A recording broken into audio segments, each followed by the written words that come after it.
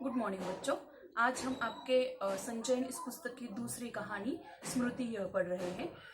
कल तक हमने देखा लास्ट लेक्चर में कि लेखक फाइनली सांप से बचकर उस कुएं से बाहर निकले थे, लेकिन उनको काफी तकलीफ हुई थी। अब वह अपने भुजाओं के बल पर चढ़कर, भुजाओं मतलब हाथों के बल पर चढ़कर वह बाहर निकले थे। यदि हाथ छूट जाते तो क्या हाल होता, इसका अनुमान करना कठिन है। इसका अनुमान हम कर सकते हैं कि अगर लेखक के हाथ छूट जाते तो लेखक उस कुएं में नीचे गिरते और फिर सांप उसको काट देता और लेखक की मौत हो जाती। ऊपर आकर बेहाल होकर थोड़ी देर तक पड़ा रहा।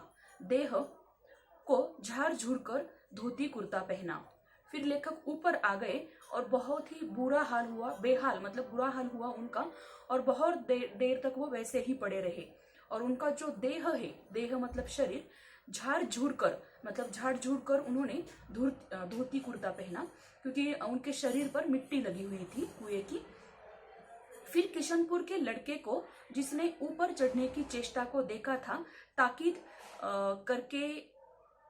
करके कि वह कुएं वाली घटना किसी से न कहे, हम लोग आगे बढ़े। फिर लेखक ने जो दूसरा एक किशनपुर का लड़का है उसको ताकीद दी, मतलब चेतावनी दी कि यह घटना है किसी को नहीं बतानी है, क्योंकि अगर यह घटना किसी को पता चलती तो फिर बाद में लेखक के बड़े भाई को पता चलती, फिर लेखक के बड़े भाई द्वारा उनकी अच्छे से पिटाई होती। इसलिए उन्होंने कहा कि किसी को ये इसके बारे में बताना नहीं है। और लेखक को ये पता था कि उसका जो छोटा भाई है वह घर में जरूर नहीं बताएगा, क्योंकि वह भी लेखक के इस काम में शामिल था। उसने भी यह सब लेखक को नीचे उतरते हुए देखा था, इसलिए लेखक ने सिर्फ किशनपुर के जो लड़का है उसको ही डांटा था। सन 1915 में मैट्रिकुलेशन पास करने के उपरांत यह घटना मैंने माँ को सुनाई। सजल नेत्रों से माँ ने मुझे अपनी गोद में बिठा लिया, जैसे चिड़िया अपने बच्चे को डैने के नीचे छिपा लेती है। और यह जो घटना है 1915 को, मैट्रिकुलेशन मतलब मैट्रिक 10th पास करने के बाद लेखक ने अपने माँ को बताई। तो फिर सजल नेत्रों से, सजल मतलब आंसू भरे नेत्रों से उनकी माँ को बहुत ही रोना आ गया, क्योंकि किसी भी माँ को रोना आ सकता है कि उसका बच्चा मौत से बचकर निकला है और इतने दिनों के बाद उसको यह बात पता चली है। तो ठीक ऐसे ही इनकी माँ को लगा। और चिड़िया जैसे अपने बच्चे को डेने मतलब पंखों के नीचे छिपा लेती है, डेने यहाँ पर लिखा है मैंने, जैसे पंखों के नीचे छिपा लेती है, वैसे ही अपनी माँ ने, लेखक की माँ ने अपने लेखक को गोद में लिया। कितने अच्छे वे दिन थे। उस समय राइफल न थी, डंडा न था, और डंडे का शिकार कम से कम उस सांप का शिकार राइफल के शिकार से कम रोचक और भयानक था। अब लेखक यहाँ कहते हैं कि वो जो दिन थे बहुत ही अच्छे दिन थे, क्योंकि उस समय राइफल नहीं थी, बंदूक नहीं थी, डंडा था, और डंडे का शिकार कम से कम उस सांप का शिकार राइफल के शिकार से कम रोचक और भयानक नहीं था। मतलब लेखक उस जमाने में राइफल नहीं थी खुद के पास, लेकिन डंडा था, तो डंडे से वो जो शिकार करते थे वह भी कम रोचक या फिर इंटरेस्टिंग नहीं था, बहुत इंटरेस्टिंग था, कम इंटरेस्टिंग नहीं था, क्योंकि लेखक बहुत बहादुर थे, बहुत साहसी थे, और अपने साहसी से ही उन्होंने इतने सारे सांपों को उस डंडे से मारा था। लेकिन किसी भी प्राणी को अगर वो हमें कुछ तकलीफ नहीं देता है तो उसको तकलीफ नहीं देनी चाहिए, उसको नहीं मारना चाहिए। लेकिन लेखक बचपन में बहुत शरारती थे, बहुत साहसी थे, इसलिए उस डंडे से उसने प्राणी मतलब सांपों को मारा था। लेकिन लेखक ने, यह कहानी हमारी खत्म होती है यहाँ पर, लेकिन इस पाठ से हमें यह सीख मिलती है कि हमें साहसी होना अच्छी बात होती है, लेकिन साहस कहाँ दिखाना चाहिए, कहाँ नहीं दिखाना चाहिए, ये भी सोचने जैसी बात है। कि लेखक को उस कुएं में उतरकर सिर्फ चिट्ठियों के लिए, चिट्ठियां फिर से लिखी जा सकती है, लेकिन अपने भाई का डर था लेखक को, भाई से डांट खाकर लेखक फिर से चिट्ठियां लिखवा सकते थे। लेकिन यहाँ पर लेखक बचे हैं, तो लेखक का यह कहना है कि देवी कृपा से बचे हैं। लेकिन अगर लेखक नहीं बचते तो फिर क्या होता, उनके परिवार को कितना दुख होता। तो बच्चों, हमें कभी भी उतनी रिस्क नहीं उठानी चाहिए जितने की मतलब खुद के जान पर आ जाए नौबत, इतनी बड़ी रिस्क हमें नहीं उठानी चाहिए। हमें साहसी होना अच्छी बात है, लेकिन बेवजह साहसी होना अच्छी बात नहीं होती है। हम कहीं देखते हैं कि कुछ बच्चे घूमने के लिए चले जाते हैं, बहुत जोरों से गाड़ी चलाते हैं, लेकिन उस स्टंट के दौरान उनका एक्सीडेंट भी हो जाता है, उनकी मौत भी हो जाती है, या फिर हाथ पैर भी टूट सकता है। तो बेवजह का साहस नहीं दिखाना चाहिए। या फिर कई बच्चे जवान कहीं पहाड़ों पर घूमने जाते हैं, वहां पर सेल्फी लेते समय पैर फिसलता है, या फिर बहुत किनारे उस पहाड़ के किनारे पर जाते हैं। तो उतनी जरूरत नहीं है, हमें निसर्ग का आस्वाद लेना है, निसर्ग को देखना चाहिए, लेकिन खुद के जान पर आए ऐसे हमें नहीं खेलना है। जान के साथ कभी भी नहीं खेलना है। या फिर कुछ लोग समुद्र के किनारे, नदी के किनारे तैरने के लिए या फिर घूमने के लिए जाते हैं, तो वहां पर भी वो पानी के बहुत अंदर चले जाते हैं। तो हमें ऐसा भी नहीं करना चाहिए, क्योंकि इससे क्या होता है, पानी के साथ खेलो लेकिन उतना भी मत खेलो कि खुद की जान खतरे में पड़ जाए। तो इस कहानी से हमें यही सीखने को मिलता है, साहसी होना अच्छी बात है, लेकिन बेवजह का साहस दिखाना ये बुरी बात है। तो इस कहानी से हमें ये बहुत ही अच्छा संदेश मिलता है। तो आज हम इस कहानी के जो नए शब्द आए हैं उन शब्दों की मैं आपको जानकारी देती हूँ और प्रश्न उत्तर पर हम चर्चा करेंगे। यहाँ पर बहुत सारे नए शब्द आए हैं इस पाठ में, मैंने आपको पहले भी बता दिए हैं, अब भी बता देती हूँ।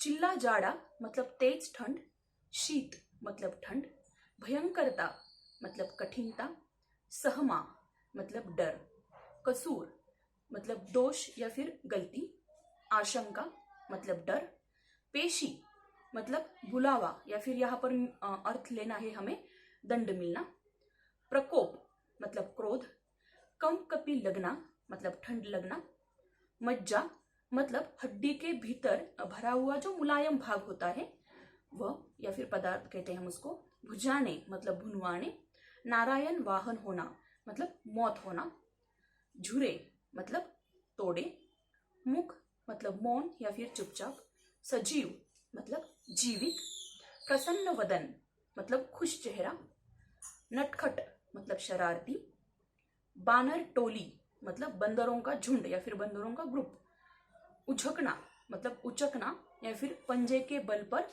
उचक कर झांकना या फिर देखना, सूझी मतलब बात मन में आ गई, ढेला मतलब कंकड़, प्रतिध्वनि मतलब गूंज या फिर किसी शब्द के बाद उसी में से उत्पन्न होने वाली ध्वनि, मतलब एक साइड से हम आवाज देते हैं तो दूसरी साइड से वही आवाज हमें रिपीट सुनाई देती है, फुसकार, चकित मतलब हैरान, किलोल मतलब क्रीड़ा या फिर खेल, मृग समूह मतलब हिरणों का झुंड, अति मतलब अधिक, कह कहा लगाना, ये एक मुहावरा है, इसका मीनिंग है ठहाका लगाना, प्रवृत्ति मतलब मन का किसी और रुझान या फिर झुकाव, मृग शावक मतलब हिरण का बच्चा, बिजली से गिरना मतलब अति भयंकर, अति भय का अनुभव होना, हत मतलब घायल, पाट मतलब पत्थर, ढाढ़े मारकर रोना, ये मुहावरा है,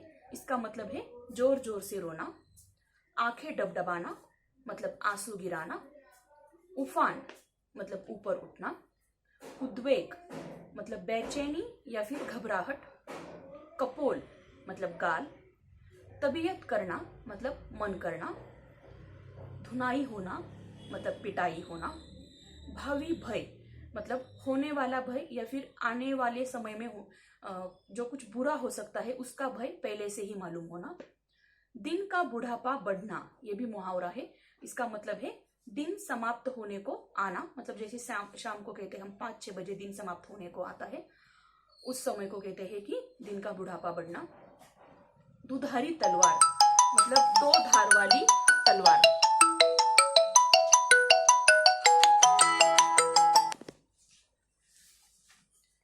कलेजा मतलब दिल, दृढ़ संकल्प मतलब पक्का इरादा, दुविधा मतलब संदेह, बेड़िया कटना मतलब नष्ट होना या फिर बंधन समाप्त होना, निश्चय मतलब इरादा, निर्णय मतलब फैसला, बुद्धिमत्ता मतलब समझदारी, विषधर मतलब जहरीला सांप, पासा फेंकना मतलब खेल शुरू करना या फिर किसी बात की कार्रवाई शुरू करना, आलिंगन मतलब गले लगाना, बूते, बूते पर कहते हैं हम उसको, बूते पर मतलब बल पर। ठानी मतलब सोची। तात्पर्य मतलब अर्थ। सजीव मतलब जीवित। मुठभेड़ मतलब टक्कर या फिर संघर्ष।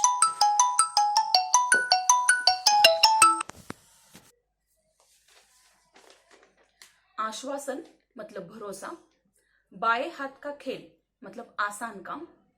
धरातल मतलब नीचे की धरती जो नीचे होती है। अक्ल चकराना मतलब भय से हैरान होना। अग्र मतलब आगे वाला भाग। घातक मतलब चोट पहुंचाने वाला। आसन, इसका मतलब यहां पर हमें लेना है बैठने की मुद्रा। प्रतिद्वंद्वी मतलब शत्रु। परिधि मतलब घेरा, जो गोल घेरा होता है वह। माने मतलब अर्थ। व्यास, व्यास का भी सेम मतलब है, गोलाई या फिर घेरा। पीठ दिखाना मतलब पीछे हटना या फिर डर कर भागना, ये मुहावरा है। एकाग्र चित्तता मतलब ध्यान स्थिर करना या फिर ध्यान स्थिर रखना। सूझ मतलब तरीका या फिर उपाय। समकोण मतलब 90 अंश का कोण।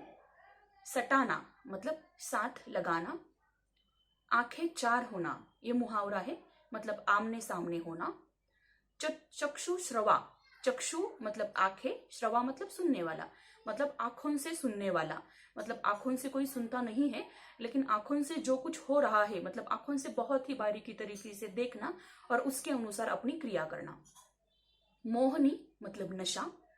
आकाश कुसुम मतलब कल्पना ही कल्पना या फिर व्यर्थ की बात, सिर्फ हम सोचते ही रह जाते हैं, करते कुछ नहीं, ऐसे बात को हम कहते हैं आकाश कुसुम। भावी आगे आने वाली। मिथ्या मतलब झूठी। साक्षात मतलब भेंट या फिर मिलन। असंभवता, असंभवता मतलब संभव न हो सकना। दूसरा मुहावरा है तोप के मुहरे पर खड़े होना, मतलब मौत के सामने खड़े होना, मतलब कि क्या, खुद की जान को जोखिम में डालकर हम देखते हैं कि हमारे सामने मौत है फिर भी हम वहां जा रहे हैं, इसको कहते हैं मौत के सामने खड़े होना। पैत्रा मतलब मुद्रा या फिर स्थिति। मोर्चा पड़ना मतलब युद्ध के लिए तैयार होना। अचूक मतलब खाली न जाने वाला या फिर निश्चित। वार मतलब आक्रमण। सूरत मतलब स्थिति। बाध्य मतलब मजबूर। अवलंबन मतलब सहारा। पीयू मतलब पीला तरल पदार्थ मतलब लिक्विड, तरल मतलब लिक्विड, और इसका मतलब हमें यहाँ पर जहर लेना है क्योंकि सांप ने वह जहर उस डंडे पर, सांप ने डंडे को काटा था तो वहां पर उसका पीला तरल पदार्थ पड़ा था जो कि विष था। कायल मतलब मानने वाला। उपहास मतलब मजाक। बंधुत्व मतलब भाई होने का नाता। भ्रातृ स्नेह, भ्रातृ मतलब भाई, भाईचारे की भावना। ताना बाना मतलब ढांचा। बेजा मतलब बेकार। गुंजक मतलब गांठ या फिर गुत्थी। छोर मतलब किनारा। धरना देना मतलब सामने बैठना। बाहे भरना मतलब बाहे थककर चूर होना। धोंकनी चलना मतलब धड़कन होना या फिर धड़कन तेज होना। देह मतलब शरीर। झाड़ झूल मतलब झाड़ झूड़ कर। ताकीद मतलब बार बार चेतावनी देना। सजल नेत्र मतलब गीले नेत्र आंसुओं से भरे या फिर आंसू भरे नेत्र। डैने मतलब पंख। तो इतने सारे नए शब्द इस पाठ में आए हैं। अब हम प्रश्न उत्तर पर चर्चा करेंगे, जो कि पाठ्य पुस्तक के प्रश्न उत्तर है, पहले हम वह लेंगे। पहला प्रश्न है, भाई के बुलाने पर घर लौटते समय लेखक के मन में किस बात का डर था। हमने पाठ में ही देखा कि लेखक के मन में डर था क्योंकि लेखक बेर खा रहे थे, जो कि झरबेरी से बेर मतलब जंगली बेर वह खा रहे थे, इसलिए उनको डर था कि उनके भाई उनकी पिटाई करेंगे, क्योंकि उनको लग रहा था कि बेर खाने की वजह से खांसी वगैरह हो सकती है। भाई के बुलाने पर घर लौटते समय लेखक डर गया था। उसे लगा कि उसके बड़े भाई झरबेरी के बेर तोड़ तोड़ कर खाने के लिए डांटेंगे और उसे खूब पीटेंगे। अब हम दूसरा प्रश्न देखते हैं। मक्खनपुर पढ़ने जाने वाली बच्चों की टोली रास्ते में पड़ने वाले कुएं में ढेला क्यों फेंकती थी। मतलब लेखक और उनके जो दूसरे दोस्त थे वह मक्खनपुर जाते थे पढ़ने के लिए, लेकिन जाते समय जो रास्ते में कुआं मिलता था उस कुएं में वह कंकड़ या फिर पत्थर फेंकते थे। तो वो इस वजह से फेंकते थे कि वहां पर एक काला सांप पड़ गया था, उनको इस बात का भनक लग गई थी, उनको पता था। और ये सारे बहुत ही मस्ती मजाक करने वाले बच्चे थे। तो वो पत्थर फेंक कर सांप क्या करता था, फुसकार मारता था। तो सांप की फुसकार सुनने में इन लोगों को, इन बच्चों को बहुत मजा आता था। फिर ये जोरों जोरों से हंसते थे, मतलब मजाक मजाक में ही वो यह करते थे। मक्खनपुर पढ़ने जाने वाली बच्चों की टोली रास्ते में पड़ने वाले कुएं में ढेला अवश्य फेंकती थी। बच्चे जानते थे कि उस कुएं में एक सांप गिरा हुआ है। जब उस पर ढेले की चोट पड़ती थी तो वह क्रोध के मारे फुसकार उठता था। उस फुसकार से बच्चों को खूब आनंद मिलता था, इसीलिए वे आते जाते वह जो पत्थरों का ढेला है अवश्य फेंकते थे। मतलब मजा लाने के लिए, खुद को मजा आता था इसलिए वो ऐसा करते थे। सांप की फुसकार सुनने में उनको बहुत मजा आता था। सांप ने फुसकार मारी या नहीं मारी, ढेला उसे लगा या नहीं लगा, यह बात अब स्मरण नहीं। यह लेखक का कहा है पाठ में। यह कथन लेखक की किस मनोदशा को स्पष्ट करता है? मतलब लेखक ने पहले हमें बताया है, जब लेखक ने कुएं में पत्थर फेंका, ढेला मारा, तब उनको यह स्मरण नहीं है कि वह पत्थर सांप को लगा या नहीं लगा, फुसकार मारी या नहीं मारी। उनको यह क्यों महसूस नहीं हुआ? क्योंकि वह बहुत डर गए थे, क्योंकि उनके बड़े भाई ने जो चिट्ठियां दी थी वह कुएं में गिर गई थी। तो लेखक की यह कोशिश थी कि उन चिट्ठियों को बचाया जाए, और फिर उनको आने वाला जो भय था कि चिट्ठियां कुएं में गिरी है तो फिर उनके भाई उनकी कितनी पिटाई करेंगे, इस बात से वह बहुत ही डर गए थे। लेखक का यह कथन लेखक की बदहवास मनोदशा को स्पष्ट करता है।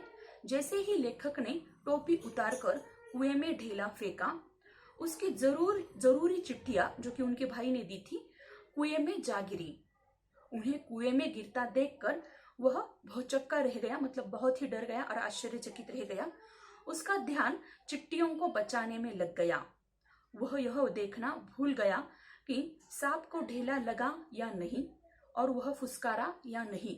मतलब वह बहुत ही डर गया और उसको बहुत ही आश्चर्य हो गया कि ये क्या हुआ, इसलिए उसने सांप की तरफ और ढेले की तरफ ध्यान ही नहीं दिया, सिर्फ अपनी चिट्ठियों की तरफ, चिट्ठियों को बचाने की कोशिश में लेखक लग रहा था। किन कारणों से लेखक ने चिट्ठियों को कुएं से निकालने का निर्णय लिया? लेखक ने चिट्ठियों को कुएं से निकालने का निर्णय बहुत सारे कारणों से लिया था। एक तो पहला कारण था, भाई द्वारा उनकी पिटाई हो सकती थी क्योंकि भाई की महत्वपूर्ण चिट्ठियां थी। और दूसरा कारण यह था कि वह झूठ बोलना भी नहीं जानते थे क्योंकि वह छोटे थे, 11 वर्ष उनकी उम्र थी। और उसे भरोसा था, मतलब लेखक को भरोसा था कि डंडे के प्रहार से वह सांप को मार सकता है, क्योंकि लेखक ने पहले ऐसे बहुत सारे सांपों को मारा था। इसलिए लेखक को वहां पर नीचे कुएं में उतरने में कोई भी डर महसूस नहीं हो रहा था। सांप का ध्यान बटाने के लिए लेखक ने क्या क्या युक्तियां लगाई? सांप का ध्यान बटाने के लिए लेखक ने पहले क्या किया, मिट्टी एक दूसरी तरफ फेंक दी ताकि सांप का ध्यान उस मिट्टी की तरफ जाए और लेखक अपनी चिट्ठियां उठा सके। और फिर दूसरा यह किया कि डंडा भी दूसरी तरफ किया ताकि सांप उस डंडे की तरफ प्रहार करे। उसने मुट्ठी भर मिट्टी फेंक कर सांप का ध्यान उधर लगा दिया। उसने अपने हाथ का प्रहार करने की बजाय उसकी तरफ डंडा बढ़ा दिया, जिससे सांप ने सारा विष डंडे पर उगल दिया।